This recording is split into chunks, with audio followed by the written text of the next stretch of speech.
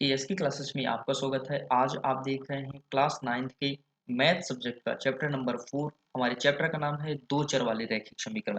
देखिए student, chapter number first लेकर के थर्ड तक का पूरा जो फुल सॉल्यूशन आपके क्वेश्चन बैंक का उसका वीडियो में बना दिया हूँ एवं उसका प्लेलिस्ट भी बना दिया गया है। जाइए, आप आसानी से देख सकते हैं। और इस वीडियो में हम कवर करने वाले हैं चैप्टर नंबर 4 के जितने भी क्वेश्चंस आपके क्वेश्चन बैंक में है उसका सॉल्यूशन क्या है।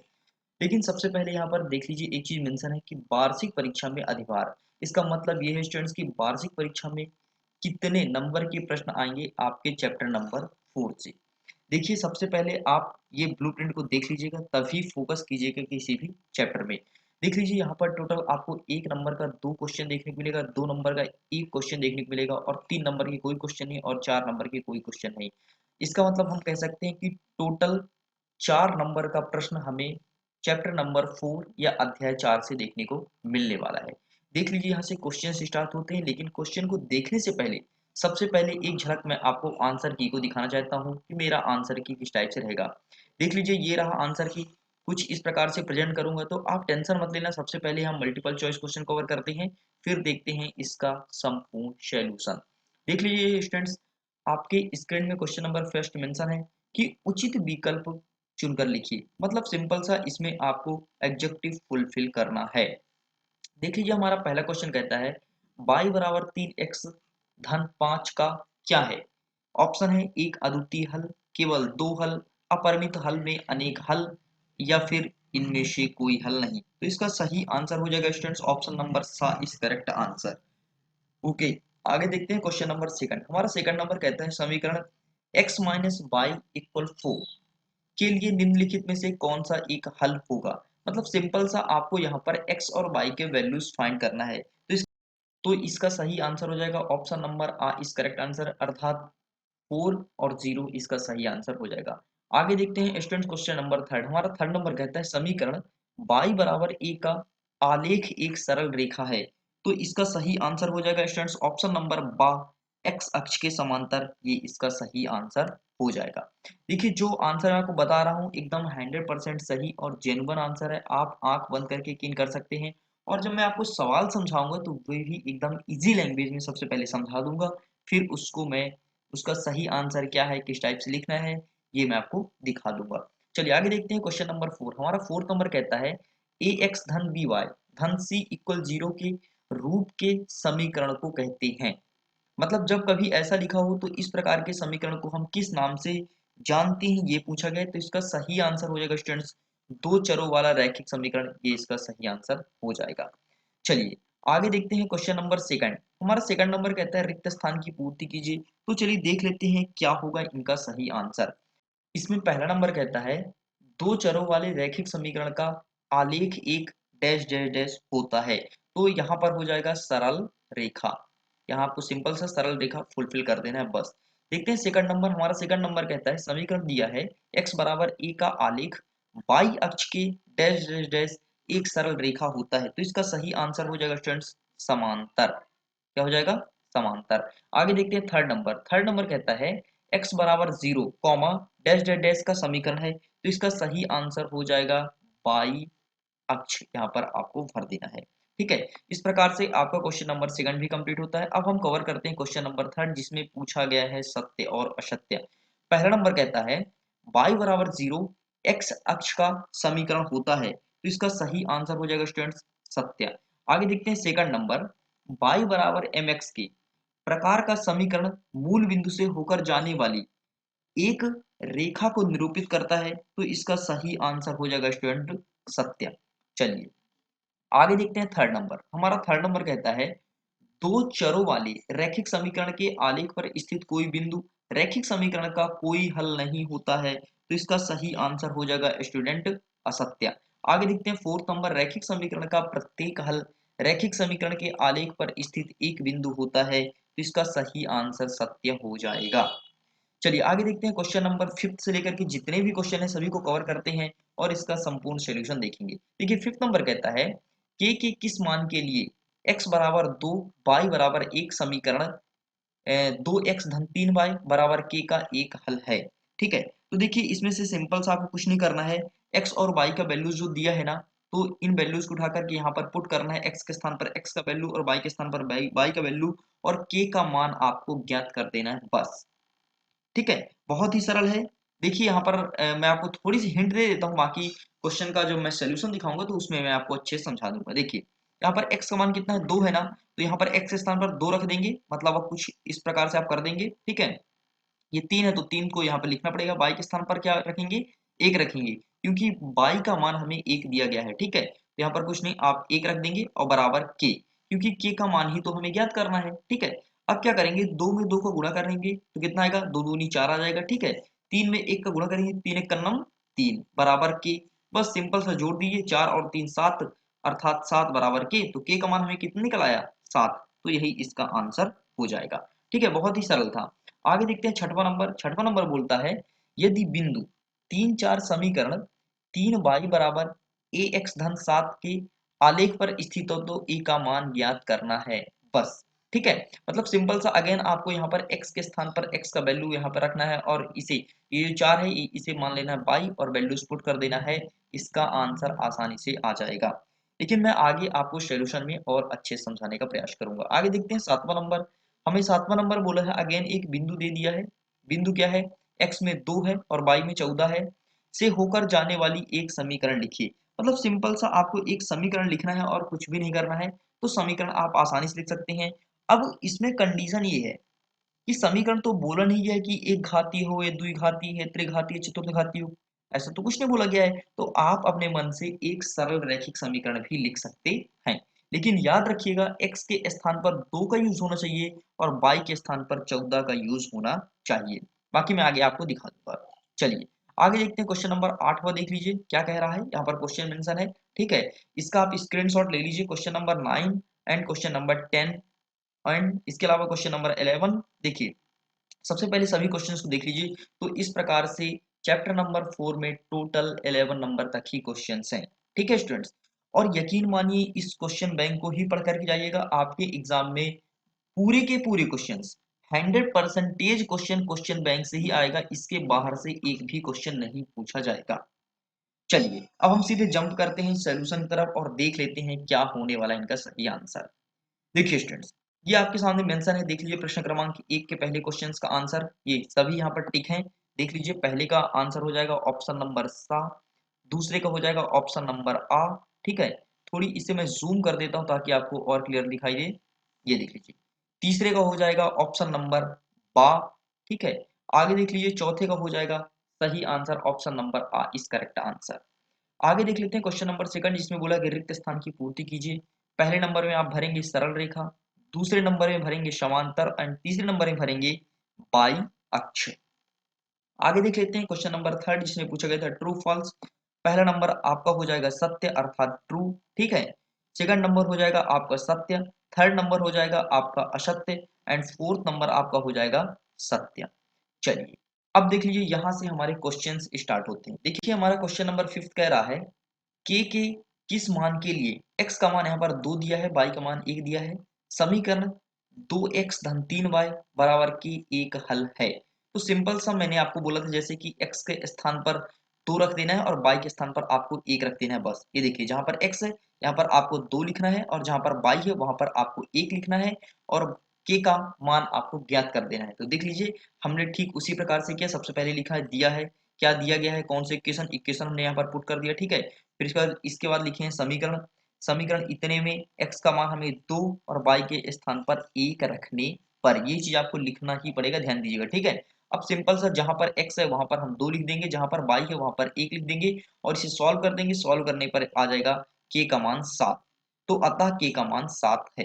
ठीक है, ये आपका करेक्ट आंसर हो गया है। चलिए आगे देखते हैं क्वेश्चन नंबर 6। हमारा क्वेश्चन नंबर 6 कहता है यदि बिंदु 3 4 समीकरण 3y बराबर ax धन 7 के आलेख पर स्थित है तो a का मान ज्ञात कीजिए। अगेन स्टूडेंट, जैसे कि मैं आपको बताया था कि सिंपल सा जहां पर x है वहां पर आपको 3 रखना है और जहां पर y है वहां पर आपको 4 रखना है। यदि आप ऐसा रख पाते हैं तो इसका आंसर आप आसानी से फाइंड कर सकते हैं। देख लीजिए सबसे पहले हमने अगेन लिखा है, दिया है हमें कौन से इक्वेशन दिया है, सबसे पहले हम इक्वेशन अर्थात समीकरण यहाँ पे लिख लिए हैं। ठीक है, x के स्थान पर 3 और y के स्थान पर 4 रखने पर ये हमें कहाँ से मिला, तो ये यहाँ पर पॉइंट जो बिंदु दिया है यहाँ से हमने उठा लिया है, ठीक है। जो पहले रहता है उसे हमेशा x मानते हैं, जो बाद में रहता है उसे y मानते हैं। इस रूप में हम लिखते हैं x और y के रूप में, ठीक है। इसलिए x के स्थान पर 3 लिया और y के स्थान पर हमने 4 लिया। यदि आपके मन में प्रश्न उठे कि क्या सर हम x के स्थान पर 4 और y के स्थान पर 3 को ले सकते हैं, तो जी नहीं स्टूडेंट्स, आपको ऐसा नहीं लेना है, नहीं तो ये कहला जाएगा 4 और 3 का समीकरण, ठीक है, बिंदु। तो इसलिए हमें ये फाइंड नहीं करना है, ये नहीं लेना है, क्योंकि यहाँ पर जो बिंदु दिया है उसी को हम लेंगे, ठीक है। चलिए आगे देख लेते हैं। सिंपल सा, वह कुछ नहीं करना है, जिस प्रकार से आपने क्वेश्चन नंबर 5 में किया था कि x के स्थान पर x का वैल्यू पुट कर दिया और y के स्थान पर y का वैल्यू पुट करना है और सिंपल सा इसको सॉल्व कर देना है, a का वैल्यू निकल आएगा। देख लीजिए अगेन हमने ऐसे ही किया, यहाँ पर y लिखा है तो y के स्थान पर हमने 4 रख दिया और यहाँ पर x लिखा है तो x के स्थान पर हमने 3 रख दिया और इसे सॉल्व कर दिया। सॉल्व करने के बाद यहाँ पर a का मान हमें 5/3 निकल करके आ गया है और ये रहा इसका संपूर्ण आंसर। आप चाहो स्टूडेंट तो इसका स्क्रीनशॉट भी लेते जाओ, ठीक है। वैसे तो ज्यादा बेहतर होगा आप एक बार समझ लीजिए, अपने से सॉल्व करने का प्रयास कीजिए। यदि नहीं बन पा रहा है कोई कारणवश तो अगेन फिर आइए और सॉल्यूशन देखिए। चलिए आगे देख लेते हैं। क्वेश्चन नंबर 7 हमारा क्या कहता है। 7 नंबर में अगेन एक बिंदु दिया है और बिंदु में यहाँ पर 2 और 14 है, तो 2 को हम क्या मानेंगे, x मानेंगे और y को क्या मानेंगे, 14 मानेंगे, ठीक है। इस बात को ध्यान रखिएगा। से होकर जाने वाली एक समीकरण लिखिए। सिंपल सा है, एक समीकरण लिखना है यार। तो देख लीजिए एक समीकरण हमने क्या लिख लिया, x धन y, ठीक है। तो सिंपल सा x के स्थान पर 2 और y के स्थान पर 14 लिख दिए, दोनों को जोड़ दिए आया 16, तो x धन y बराबर 16। सिंपल सा ये रहा इसका आंसर। और ये क्वेश्चन हमेशा 2 नंबर में पूछे जाते हैं, ठीक है, तो ध्यान दीजिएगा। देखते हैं क्वेश्चन नंबर 8। हमारा क्वेश्चन नंबर 8 क्या कह रहा है, देख लीजिए यहाँ पर आपको f का वैल्यूज दिया हुआ है, ठीक है, ये है। और यहाँ पर वेरियस प्रकार की बातें लिखी हैं, आप क्वेश्चन को पढ़ लीजिएगा, मैं क्वेश्चन को रीड नहीं कर रहा हूँ, नहीं तो समय बहुत ही लग जाएगा, ठीक है। और सिंपल से यहाँ पर c का वैल्यूज भी कुछ दिया है और f का वैल्यू आपको फाइंड करना है। तो सिंपल से स्टूडेंट्स आपको कुछ नहीं करना है, जो c का मान यहाँ पर दिया हुआ है ना, उठा करके ये जहाँ पर c है क्वेश्चन में यहाँ पर पुट कर देना है, सॉल्व कर देना है, f का वैल्यू आसानी से फाइंड हो जाएगा। और हमने ऐसा ही किया है। देख लीजिए सबसे पहले हमें क्या क्या दिया है ये लिख लीजिए, ठीक है, ये दोनों दिया हुआ है, हमने इतना कर लिया। अब यहाँ पर आप ऐसा लिख सकते हैं कि C का मान F में रखने पर, ठीक है, ये C का मान रखने पर इतना भी आप लिख सकते हैं तो चलेगा, ठीक है। चलिए इसे मैं काट देता हूँ, C का मान रखने पर आप इतना लिख लीजिए। अब सिंपल सा आपको कुछ नहीं करना, देख लीजिए जहां पर C था ना, ये यहाँ पर हमने C का वैल्यूज पुट कर दिया, ये हमने पुट किया, काट पीट दिए, काटने पीटने पर जो आया वो इसका सोल्यूशन।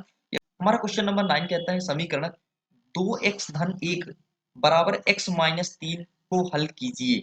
तो सिंपल सा, अब आप कुछ नहीं करना है कि जहां पर x है ना, तो x को एक साइड ले जाना है और जिसमें कोई डिजिट है, ठीक है, या अचर पद है तो अचर पद को एक साइड कर देना है बस, और x का मान आपको फाइंड कर देना है। तो देखिए हमने ऐसा ही किया, सबसे पहले जो दिया वो हमने लिख लिया, ठीक है। फिर हमने लिखा संगत पदों का रूपांतरण करने पर, जैसे कि मैंने अभी ऊपर आपको बोला ना कि x को एक साइड ले जाना है और जो अचर पद है उसे एक साइड कर देना है। तो देखिए हमने कैसे पक्षांतरण किया, ये देखिए 2x माइनस एक्स बराबर -3 -1, ठीक है। इनको जोड़ दिया तो जोड़ने पर -4 आया और 2x में से 1x घटा दिया तो x आया, तो x का मान कितना आया, -4, और ये रहा हमारा इसका आंसर। चलिए आगे देखते हैं क्वेश्चन नंबर 10। हमारा 10वां नंबर कहता है एक नोटबुक की कीमत एक कलम की कीमत से दोगुनी है। ध्यान दीजिएगा, एक नोटबुक की कीमत मतलब एक कॉपी किताब है उसकी कीमत आपके पेन की कीमत की दुगनी है। यदि पेन आपका 5 रुपए मिल रहा है तो नोटबुक कितने मिल रहा है, 10 रुपए में मिल रहा है, दुगुनी है, ठीक है। आगे क्या लिखा है, इस कथन को निरूपित करने वाली दो चरों वाले रैखिक समीकरण लिखिए। सिंपल सा हमको समीकरण बनाना है बस। तो सबसे पहले हम क्या करते हैं, यहाँ पर हमने लिख दिया माना कि, मान लिए नोटबुक की कीमत x मान लिए हैं और जो पेन की कीमत है या कलम की कीमत है उसे हमने y मान लिए हैं, ठीक है। आपका क्वेश्चन कहता है कि जो पेन का कीमत है उससे दोगुना कीमत है नोटबुक का। समझिएगा, गौर कीजिएगा क्वेश्चन को। यदि सपोज दैट आपका पेन 5 रुपए में मिल रहा है तो नोटबुक कितने मिल रहा है, 10 रुपए में मिल रहा है। तो सिंपल सा आपको यहाँ पर ये करना है, नोटबुक की कीमत बराबर दो गुणे कलम की कीमत, ठीक है। तो x लिख दिए नोटबुक, क्योंकि नोटबुक को हमने कितना माना, x माना है, और आपका जो पेन है कलम है उसकी कीमत हमने y माना था, तो दो गुणे, क्योंकि दोगुनी है ना इसलिए 2y लिख दिए, ठीक है। तो x माइनस 2y आ गया। अच्छा, आगे मन में प्रश्न उठेगा कि सर यहाँ पर माइनस क्यों आया, तो देखिए ये जो 2y है ना, इसको हमने कर दिया पक्षांतरण। और आपको पता है स्टूडेंट्स कि जब हम एक पद से दूसरे पद में ले आते हैं या फिर पक्षांतरण करते हैं तो हमेशा चिन्ह बदल जाता है। यदि वो चिन्ह प्लस में रहता है तो पक्षांतरण के बाद माइनस में हो जाता है, और यदि माइनस में रहता है तो पक्षांतरण के बाद धन में हो जाता है। ठीक है, तो यहाँ पर 2y किस में है, कोई चिन्ह आगे नहीं है तो इसका मतलब धन में है, तो इसे हमने जब पक्षांतरण किया तो यहाँ पर आ गया माइनस। तो x माइनस 2y इक्वल 0, इतना तो हमें निकल आया। ठीक है, आगे क्या करना है, आगे हमें लिखना है अतः दो चर वाले रैखिक समीकरण x बराबर 2y बराबर 0 होगा। बस इतना करना है और ये रहा हमारा इसका फाइनल सोल्यूशन। चलिए आगे देख लेते हैं क्वेश्चन नंबर 11। हमारा 11 नंबर कहता है निम्नलिखित रैखिक समीकरण को ax धन by धन c बराबर 0 के रूप में व्यक्त कीजिए। प्रत्येक स्थिति में a b और c का मान ज्ञात कीजिए। मतलब सिंपल सा स्टूडेंट्स, आपको कुछ नहीं करना है, a b एंड c इनका वैल्यूज आपको फाइंड करना है बस। ठीक है, चलिए देख लीजिए इसमें पहला नंबर क्या कह रहा है, 2x धन 3y बराबर 9.35 ये दिया है। ठीक है, तो सबसे पहले ये जो टर्म्स है ना, जो अंतिम में, इसको हम पक्षांतरण करके ले आएंगे अंदर। यहाँ पर किसका सिंबल है, कोई सिंबल नहीं है, इसका मतलब प्लस का सिंबल है। और जब पक्षांतरण करके अंदर लाएंगे तो हो जाएगा माइनस। ठीक है, तो हमें ये टर्म्स यहाँ तक मिल चुका है। चलिए आगे देखते हैं इसी को हम कैसे सॉल्व करेंगे। अब हमें ax धन by धन c बराबर 0 दिया था, तो उससे हम कंपेरिजन कर देंगे। देखिए कैसे कंपेरिजन करेंगे, यहाँ पर समझिएगा। ये देखिए यहाँ पर a लिखा है तो a का मान यहाँ पर हमें कितना मिल गया, 2 मिल गया। यहाँ पर b लिखा है तो b का मान हमें 3 मिल गया। और यहाँ पर जो c लिखा है तो c का मान हमें मिल गया -9.35। तो इस प्रकार से हमें a का वैल्यू एंड b का वैल्यूज एंड c का वैल्यूज फाइंड हो चुका है। ठीक है, सिंपल सा आपको तुलना करना है। अब आपके मन में अगर प्रश्न उठे कि सर ये जो 9.35 है इसको हम पक्षांतरण क्यों किए हैं, तो इसका करने का रीजन ये था मेरे प्यारे बच्चों कि यहाँ पर ये टर्म्स दिया है ना, ax धन by धन c के रूप में दिया है, इसलिए हमने पक्षांतरण किया। यदि सपोज दैट यहाँ पर c नहीं होता तो फिर हमें पक्षांतरण करने की जरूरत नहीं पड़ती, लेकिन यहाँ पर c दिया है इसलिए हमें पक्षांतरण करना पड़ा। ठीक है, यहाँ पर a b एंड c का वैल्यूज फाइंड हो चुका है। ठीक इसी प्रकार से आपको दोहराना है क्वेश्चन नंबर सेकंड। सेकंड में आपको क्या दिया है, -2x धन 3y बराबर 6 दिया है। ठीक है, और हमारा जो क्वेश्चन का फॉर्म है वो है ax धन by धन c के रूप में है। ठीक है, तो भाई अभी तो ये a हो गया, ये b हो गया, लेकिन c टर्म्स या c पद तो है ही नहीं। तो हम क्या करेंगे, ये जो बाहर 6 है इसको पक्षांतरण करके c टर्म्स के रूप में ले आएंगे, और पक्षांतरण करेंगे तो माइनस में आ जाएगा। तो ये देखिए यहाँ पर हमने -6 कर दिया। ठीक है, इक्वल 0। अब अगेन हम क्या करेंगे, ax धन by धन c से तुलना करेंगे, और तुलना करने पर a के स्थान पर यहाँ पर -2 लिखा है, अर्थात a का मान हमें -2 निकल आया। b के स्थान पर यहाँ पर 3 लिखा है, अर्थात b का मान हमें 3 निकल आया। और c का मान यहाँ पर -6 निकल करके आ गया है। एक चीज ध्यान दीजिएगा स्टूडेंट्स, अगर ये जो कंपैरिजन आप कर रहे हैं सभी प्लस के फॉर्म में है, और आपके जो क्वेश्चंस में यदि कहीं पर माइनस है तो हमें माइनस सिंबल साथ में उठाना पड़ता है संख्या के साथ। इस देखिए यहाँ पर c है ना, तो c में यहाँ पर तो 6 तो है, लेकिन यदि आपके मन में प्रश्न उठे कि सर हम 6 बस लिख देते उस माइनस को ना लिखते, तो हमें लिखना ही पड़ेगा स्टूडेंट्स। इसका रीजन ये है, जो हमारा क्वेश्चन है क्वेश्चन वो प्लस के फॉर्म में है, इसलिए हमें आंसर जो लाना है वो अगर क्वेश्चन के साथ या कुछ डिजिट के साथ यदि माइनस का सिंबल है तो उसे पुट करना पड़ेगा, इसलिए हमने माइनस को उठाया है। ठीक है, तो इस प्रकार से इसका भी आंसर कंप्लीट हो गया। अब देखिए ये तो बड़ा दुविधा कर दिया question number third. Question number third में हमें ax एंड by का ही वैल्यू दिया है भाई, c का वैल्यूज तो दिया ही नहीं है। और जब कोई भी एक वैल्यूज ना दिया हो तो उसे हमेशा हम जीरो मान लेते हैं। चलिए देखते हैं कैसे इसे सॉल्व करेंगे। देखिए x बराबर 3y, ये तो क्वेश्चन में लिखा है। ठीक है, इसको हमने पहले पक्षांतरण किया तो माइनस में आ गया। ठीक है, और बराबर हमने जीरो मान लिया। अब हम जीरो को भी पक्षांतरण करेंगे क्योंकि हमें क्वेश्चन में तो abc के रूप में है, तो आंसर भी तो हमें abc का ही मान बताना पड़ेगा ना, इसलिए हम जीरो को भी उधर उठा करके ले आएंगे, फिर भी इधर जीरो रहेगा। तो a का मान हमें 1 निकल आया, b का मान 3 निकल आया एंड c का मान 0 निकल के आ गया। अब आपके मन में प्रश्न उठेगा कि सर यहाँ पर x के साथ तो एक है ही नहीं, तो हमने a के स्थान पर एक कैसे ले आया। तो देखिए स्टूडेंट, जब x के साथ कोई भी संख्या ना रहे तो हमेशा उसे एक माना जाता है, इसलिए हमने एक मान करके यहाँ पर a का मान एक लिख दिया। ठीक है। बी के स्थान पर तो आपको दिख ही रहा है कि -3 है, तो हमने -3 उठा लाया। और सी पद क्वेश्चन में तो है लेकिन इसके सॉल्यूशन में नहीं दिया है, इसलिए हमने इसे 0 मान लिया है। तो इस प्रकार से इसका आंसर ये रहा। चलिए आगे देखते हैं क्वेश्चन नंबर 4। इसका सॉल्यूशन यहाँ पर मेंशन है, आप इसे देख लीजिए। इसका आंसर आपको एक बार खुद से करना है और कमेंट बॉक्स में लिख करके इसका आंसर बताना है। तो इस प्रकार से स्टूडेंट्स क्लास 9th के मैथ का चैप्टर नंबर 4 का पूरा सॉल्यूशन कंप्लीट होता है। मुझे उम्मीद है आपको ये वीडियो पसंद आया होगा। अगर वीडियो पसंद आया तो प्लीज वीडियो को लाइक कीजिए, अपने दोस्तों के साथ शेयर कीजिए। और अगर एएसके क्लासेस में नए हैं तो चैनल को सब्सक्राइब कर लीजिए। ऐसे ही वीडियोस यहाँ पर प्रोवाइड कराए जाएंगे, वो भी एकदम आसान लैंग्वेज में। और यदि आपको किसी भी क्वेश्चंस का आंसर समझने में दुविधा हुई हो तो प्लीज कमेंट बॉक्स में जरूर लिखिएगा। अगली बार मैं ट्राई करूंगा कि और भी आसान भाषा में आपको समझाने का प्रयास करूंगा। तो मिलते हैं नेक्स्ट चैप्टर के साथ। सो अभी के लिए बाय बाय।